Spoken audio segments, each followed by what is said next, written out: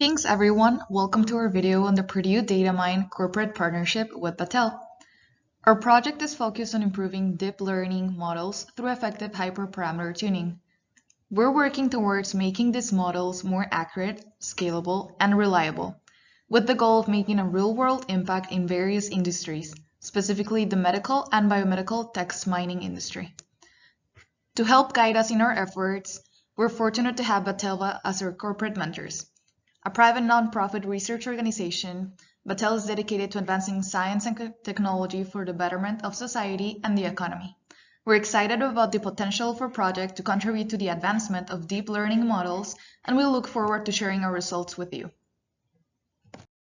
As we are all aware, there exists an enormous amount of medical text documents and data available to us. But their classification and the appropriate manifestation of their connections with each other can be a daunting and necessary task. For this reason, we have undertaken the challenge of fine-tuning a BioBERT language model, pre-trained on a large corpus of PubMed and PMC texts. Our aim is to leverage this state-of-the-art model to analyze multiple medical datasets and facilitate their analysis. As we move forward, let's take a closer look at how the BERT classification model functions. The BERT model is specifically chosen for its ability to process long-term context and consume lesser memory compared to traditional neural networks. So, the model processes each sentence, like the ones you're seeing on the screen right now, by masking one or more tokens. The encoded layers of the model then work to predict the masked token, and the model learns and adjusts based on the accuracy of its predictions. By continuously refining its predictions, the BERT model gains a better understanding of the relationships between the words in a given sentence, leading to more accurate classification results.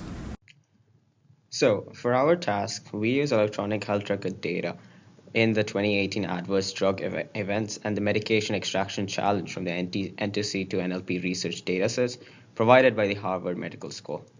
Using the raw text and annotated data files, we made a new tab-separated value file containing each word each word from the text and its associated label from the annotated file using BILOU encoding. In the BILOU scheme, each word is labeled with a code indicating its position in the entity and its corresponding entity type. B stands for beginning, I for inside, L for last, O for outside, and U for unique. Consider the following example.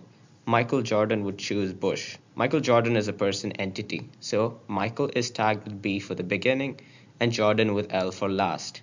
Bush is another person entity, but since it is the only word, it is tagged with U for unique.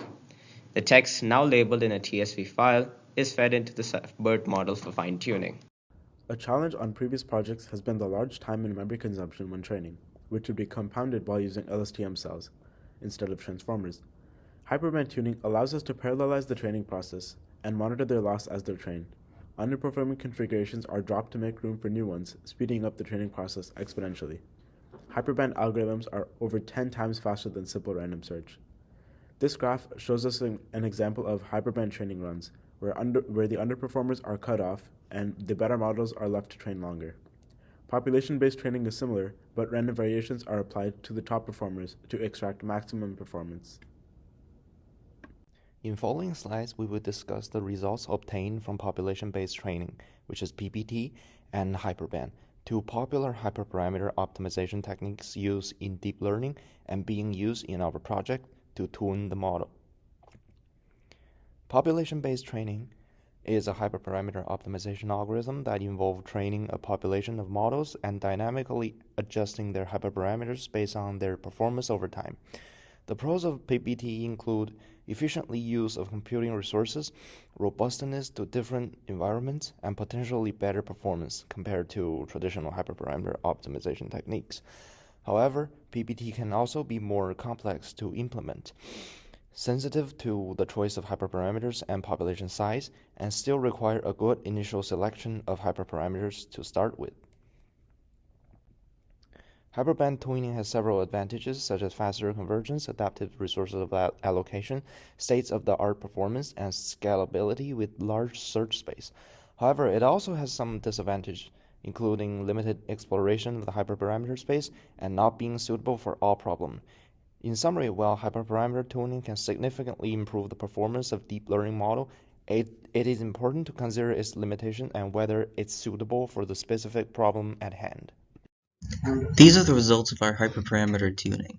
We compared the base Bybert model, in red, to the same model with population-based training, pink, and with hyperband, purple, by analyzing the accuracy of each model and making predictions on the entities of a test dataset. There was some improvement over the base model using population-based training, but hyperband was not so consistent.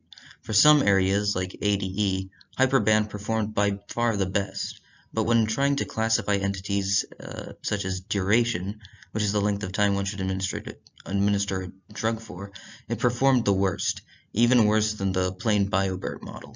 So, as seen in the overall averages, population-based training performed the best out of all the models.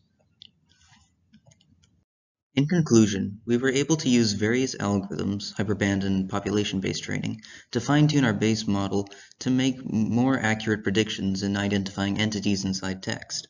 While population-based training seems on average to have been more effective than hyperband, there are some general trends to note. None of the models were able to identify entities like ADE and duration with high degree of accuracy, since they don't have many tags in the data. So a further step might be to add some more data to the training set that contains more ADE and duration labels, so the model can become better at predicting those types of entities.